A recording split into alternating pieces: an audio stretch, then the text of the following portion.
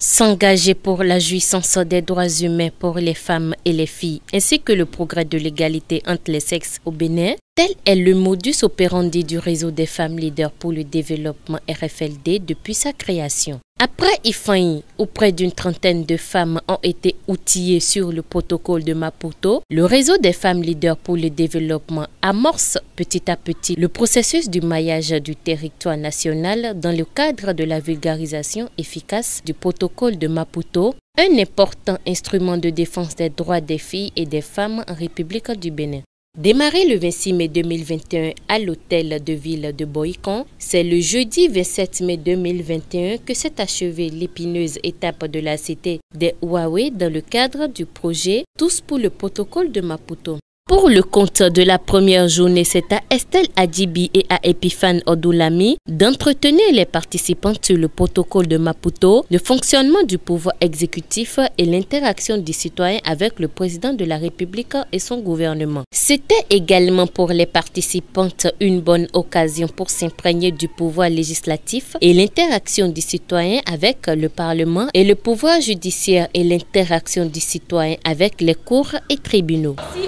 De chaque terrain à l'éducation, notre loi n'est pas en conformité avec ce que le protocole de Maputo dit. Là, nous allons passer au plaidoyer. C'est l'introduction, c'est pour ça que je disais tout à l'heure que nous allons voir tout à l'heure comment passer au plaidoyer. Mais il urge d'abord que nous comprenions ce que les articles du protocole de Maputo ont énuméré concernant la femme. Et c'est ce que nous venons de faire. Voilà, je ne sais pas si on pourrait transposer les dispositions des articles du Code des personnes de la famille qui encadrent les successions et permettent aux femmes d'aller en succession. Je ne sais pas si on pourrait transposer ça comme si le Code des personnes de la famille n'a pas expressément précisé que la veuve a le droit, quel que soit le régime matrimonial, de continuer d'habiter dans le domicile conjugal. Je ne sais pas si on pourrait dire que la loi nationale de la commune passe forcément de façon expresse dans les mêmes dispositions que le protocole de Maputo. Maintenant, il y a encore un autre travail à faire, c'est d'aller voir notre code. Est-ce qu'en fonction de ça, c'est respecté? Si ce n'est pas respecté, c'est là que nous allons passer au difficile de plaidoyer. Mais avant d'aller au plaidoyer, on doit revenir d'abord sur l'article 14. Par rapport à votre question, la loi béninoise par rapport au veuvage est acceptée, permet à la veuve de pouvoir vivre dans la maison de son mari ou de défendre la cause de ses enfants. La loi béninoise le permet. Donc, interagir avec le pouvoir exécutif par le biais des lettres adressées au président de la secrétaire générale. Si par exemple je veux adresser un courrier au président de la République et j'envoie le courrier, je vais à la présidence, je ne dépose pas le courrier au secrétariat du gouvernement, je dépose le courrier au secrétariat du président de la République. Le tribunal de commerce connaît en premier et dernier ressort les affaires commerciales d'une valeur marchande de moins de 5 millions. Donc, quand on voit ça, ça veut pas dire. Mais si c'est lorsque la valeur en question dépasse 5 millions, le tribunal rend une décision en première ressort susceptible de recours devant la cour d'appel de commerce. Je voudrais au regard de l'article 14, de l'article 20 du protocole de Maputo, l'action des démarches menées par la famille Aïkédi, représentée ici par Mme Aïkédi Larissa, soit punie avec la dernière rigueur. Nous sommes prêts et il faudrait que ça s'arrête. Elle a le droit de se se remarier, de faire sa vie, et quand elle ne veut, personne n'a appelé à l'autre. Je voudrais, puisqu'on dit que nul n'est au-dessus de la loi, votre honneur, que la justice soit faite pour ma cliente, afin qu'elle revienne de sa démocratie, pour prendre soin de 4 enfants, de l'année à 14 ans. Vous voyez que la personne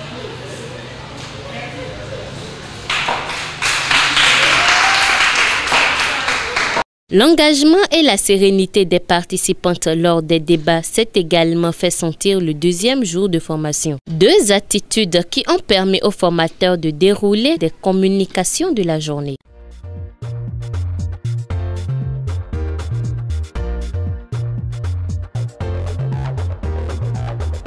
Même si c'est l'exécutif fait une proposition de loi, ça va à l'Assemblée.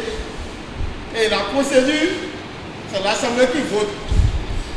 Et si ça obtient le quota qu'il faut, c'est que ça va directement à la Cour constitutionnelle pour conformité. Et c'est nos représentants, l'Assemblée représente nous. Si c'est là où, si au niveau de l'Assemblée, la majorité qu'il faut pour que ça soit validé là, là il faut aller au référendum pour voir maintenant vers le peuple, vers les citoyens. Donc, dans la procédure, chaque représentant au niveau de l'Assemblée, la procédure finit là, ou ça continue vers les citoyens. Si l'ONG MFLD accorde la sélectionné pour vous entretenir sur le protocole de la photo, c'est parce qu'on remarque aujourd'hui au Bénin qu'il y a des femmes d'accord qui ne veulent pas participer à la chose citoyenne. Il y a des femmes qui ne veulent pas travailler pour le développement socio-économique de leur communauté. C'est pourquoi hier, on a entretenu sur le protocole de la photo, aujourd'hui la constitution, la célébration et tout ça. Alors aujourd'hui, nous allons discuter de l'engagement des jeunes femmes pour le développement socio-économique de la communauté. Et on ira d'abord par chacun de vos textes, d'accord? Il y a la jeunesse. Et quoi être jeunesse? Approchées, les participantes venues des horizons divers du département du Zou ont confirmé avoir été agréablement sidérées par la qualité des modules développés par les facilitateurs. Les 2 jours de formation par rapport à tout ce qui concerne le protocole de Maputo, ça a été 2 jours d'échange de connaissances, ça a été 2 jours d'apprentissage, je dirais.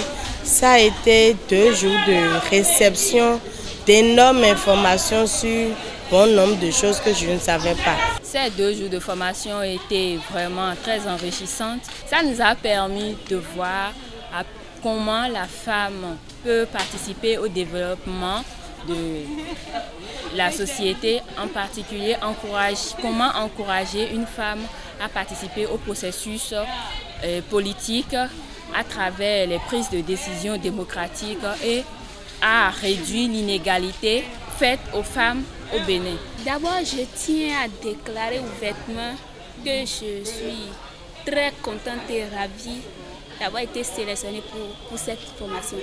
Et puis, à la fin de la formation, je trouve qu'elle a été vraiment enrichissante et qu'elle me servira à beaucoup de choses.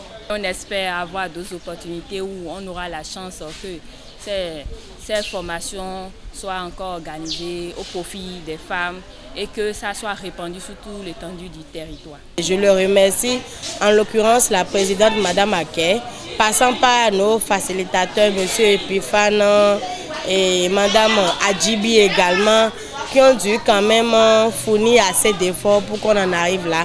Je les remercie quand même au nom de toutes les autres participantes.